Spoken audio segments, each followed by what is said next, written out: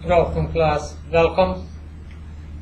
As I told you all the last time, today we'll be dealing with functions and relations, and we'll take two functions and we'll perform some operations such as finding their sum, their difference, their product, and their quotient. So before we define what a function is, let us go ahead and look at what we call a relation. When you look at the coordinate system or the coordinate plane, we can plot points in here using the ordered pair. When we say ordered, we mean to say that your x value comes first and the y comes second in each coordinate. So we call them an ordered pair. So we can plot several of those ordered pair in the coordinate plane, and then you can join those points and you may get a straight line if it's a linear equation. And if you get something like a parabola and so on, well then you have a nonlinear equation. So we have what you call a relation exists there. So let's see how we can define a relation. We can say that a relation is any set of ordered pair where the set of the first element of the ordered pair is called the domain, and the set of all the second element of the ordered pair is called the range. So now we have domain and range, and we know we have the first element goes in the domain and the second element goes in the range. If you look at this diagram I have here on board, I have a diagram to give you a visual perspective of this relation we are talking about. As you see here, all my first element in the ordered pair, my ordered pair here, I list them as 0 and 0, 1 and 3, 2 and 6, 3 and 9. I have 4 sets of ordered pair there, 4 ordered pair. Now, I've taken out the domain and the first element in each pair and put them here in the domain. And I have 0, 1, 2, and 3. I've extracted the second element in each ordered pair and put them here in the range. And I get 0, 3, 6, and 9.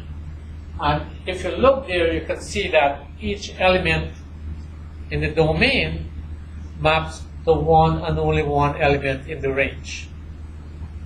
Now, that is what we call a relation. And that satisfies our definition there. We will go now from a relation and define what a function is. All right? So before we do that, I want to mention that all functions are relation, or have a relation, but not all relations are functions. There are certain relationships or relations that would not qualify for being a function, and we'll see some of those later on. So how do we, you may ask then, how do we define the functions? A function, we can say then, is a relation in which each element in the domain is mapped to one and only one element in the range. Each element in the domain is mapped to one and only one element in the range. Now, we can also have situation where two elements in the domain, or more than one element in the domain, map to one particular element in the range. We can have that scenario. So let me point that out here. Let's look at this situation here, at the bottom here, where I have my domain and range, my input. Here's my input. And here my range is my output. All right? So I have in the domain the x, I have 0 maps to 0, I have negative 1 maps to 1 in the range, and positive 1 in the domain maps to 1 in the range. So I have two elements from the domain goes to one element in the range, but this still satisfies the definition of a function, which says that a function is a relation in which each element in the domain is mapped to one and only one element in the range. So this definitely is a function. Now, you may ask then, what is not a function? Can you give an example then that does not qualify for a function or is not a function? Okay, let's look at a situation here where in this diagram here, this will give you a visual perspective of what is not a function. As this one here and that one I taught here give you a visual perspective of what a function is, where each element in the domain is mapped to one and only one element in the range. So if you look here, we see that in our input and output, we see that 0 is mapped to 0, the number 1 is mapped to negative 1, and the number 1 in the domain is also mapped to positive 1 in the range. So we see that this is a clear violation of the definition here for a function, because the function says each element in the domain must be mapped to only one element in the range, but this one here we have one element in the domain maps to two elements in the range. So you see, this one here is not a function. This one is a function, and that one there is a function. Now, let's look then at the graph of this one here that's not a function. If you graph it, if you graph these points, 0, 0, 1 and minus 1, 1 and positive 1 in the Cartesian coordinate plane here, we see that 0 is at the origin here, and when x is 1, y is both plus 1 and minus 1. And if you join those points, you'll get what seems to be a curve, and then if you draw a vertical line through that graph there, it will cut that graph at 2 points. So we have what you call a vertical line test. The vertical line test says that if you draw a vertical line through a graph and it cuts it at more than 1 point, then that graph is not a function. And this is what we see happen here. This is what we call the vertical line test. All right, let's move away a little bit from that, and let's go back to the ordered pair and put those elements. And you have in your activity that they give you there, you are asked to find the domain, list the domain, and list the range for some sets of ordered pair you have there. So let's look at this one I have here, the set of ordered pair. Here I have four pairs. And if you're asked to list the domain, well then you extract all the first element in each pair, put them in these curly bracket here, separate them by comma, and you get your domain. In here, for the range, you extract all the second elements and put them in the curly bracket there, separate them by comma, and you have your range. We can do the same thing for this one here. Our domain here is going to be equal to, you see we have a 0 there, we have a minus 1, we have a minus 1, and we have a plus 1, and we put them in the bracket here. We will do the same thing for the range. If you list the range, you see we have 0 and 1, 0, comma 1 as the range. So the same thing we can do for the atoms. Now, You don't want to repeat your number. If you find two elements repeat itself, just list it one time. So, so far, before we go forward, I want to make sure that all of you understand what a relation is, what a function is, what the domain and the range are. So I hope everybody understand that, because it's very important when we get to other equations like quadratic equations and so on. Now, there's more than one way of defining, class, what a function is. You know, you can list it other ways. For example, you can list a function in the form of set notation. You can define two sets as being non-empty. For example, you can say let A and B be two non-empty sets. Then we can define a function as from set A to set B and say that it's a relation that assigns to each element of set A one and only one element of set B. So that's another way of defining a function. It means the same thing as we had said before. So we can say that A and B be two non-empty sets. Then a function from set A to set B is a relation that assigns to each element of A exactly one and only one element of B. So that is a set definition of a function. Now, so far we have talked about a lot of these concepts in function, and I hope you understand them because it's very important.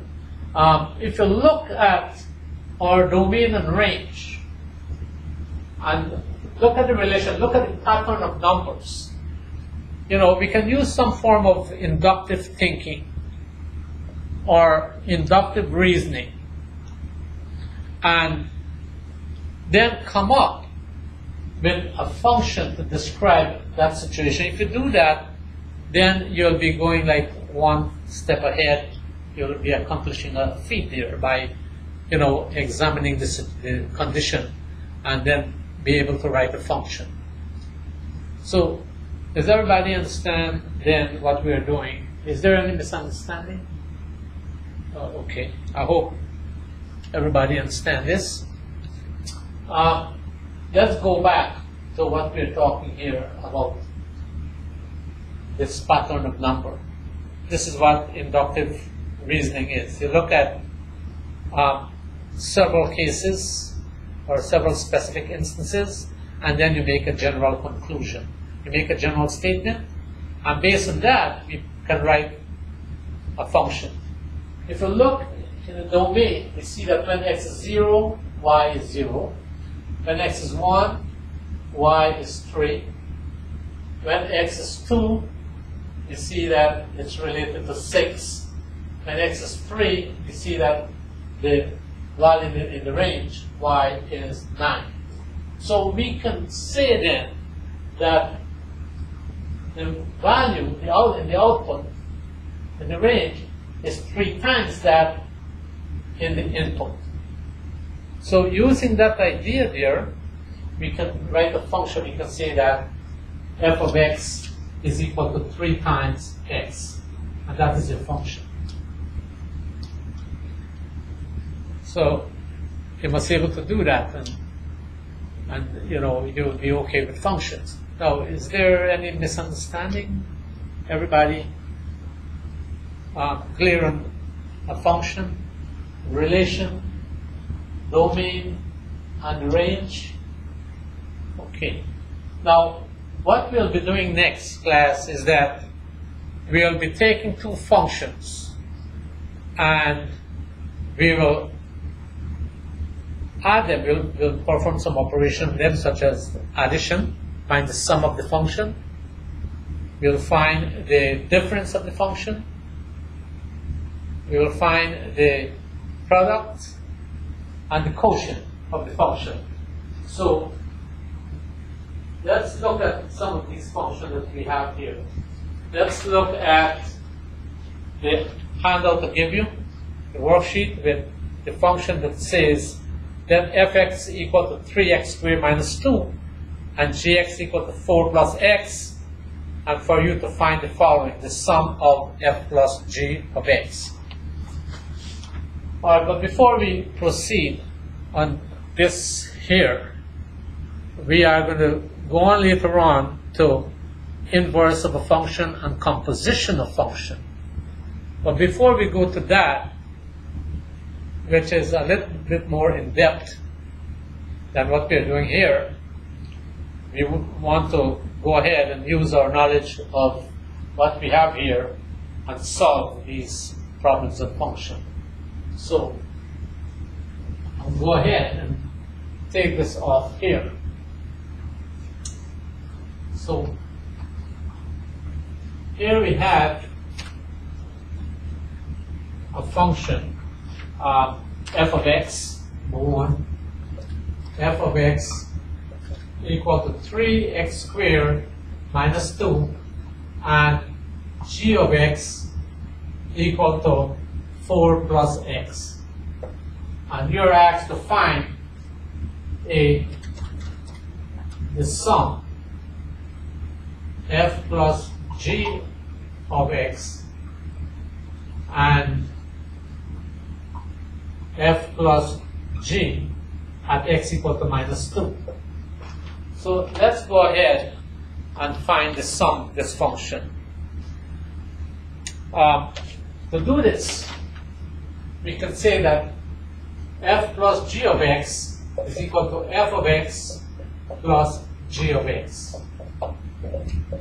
Now, to find f plus g at x equal to minus 2, then this is going to be equal to f at minus 2 is going to be equal to 3 times negative 2 squared minus 2, and this is going to be equal to 3 times 4 minus 2, and this is 12 minus 2, which is equal to 10. So we have f of x equal to 10.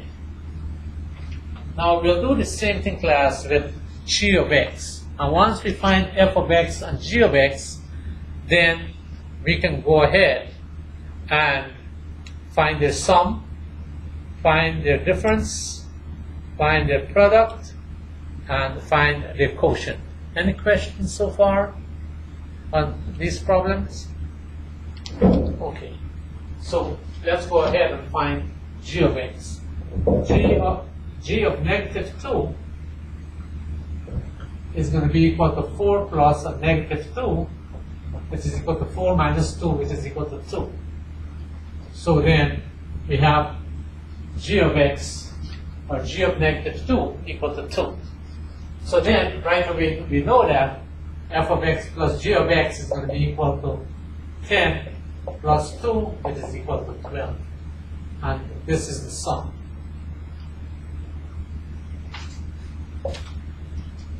Now, let's go ahead and find the difference, and then we'll also find the product and the quotient. Any question? All right. So now we have the difference.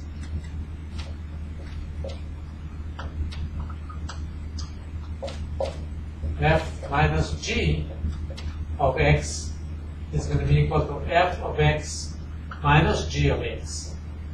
All right?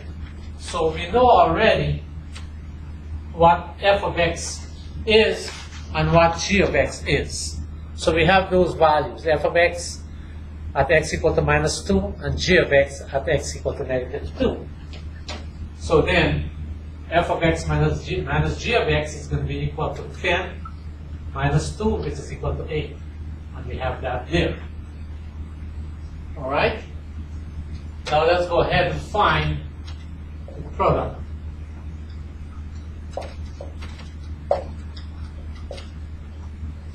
F times g of x. So f times g of x is going to be equal to fx multiplied by g of x, and this is going to be equal to 10 multiply by 2, which is 20. So here we have the product also. So you see, it's working pretty nice by finding what f of x is first, and then g of x, and then go ahead and find your sum, difference, product, and let's find the quotient now. Indeed, f over g of x is going to be equal to f of x divided by g of x, and this is going to be equal to 10 over 2, which is equal to 5. So, class, this here complete that assignment you have here, which I know that you all worked the problem. And is there any question on this problem? Okay, now these are basic stuff which you will know for further studies of function, which is very important. A lot of real-life application is involved here, and we need to know to have a good understanding of functions. What we'll be doing next time is that we'll be going into composition of function and inverse of a function. So make sure you work those examples, read up a little bit more on the assignment I give you, and next time we'll be working those topics on function. Any question? Any problems? So, okay. So hoping that everybody's pleased, and see you next time.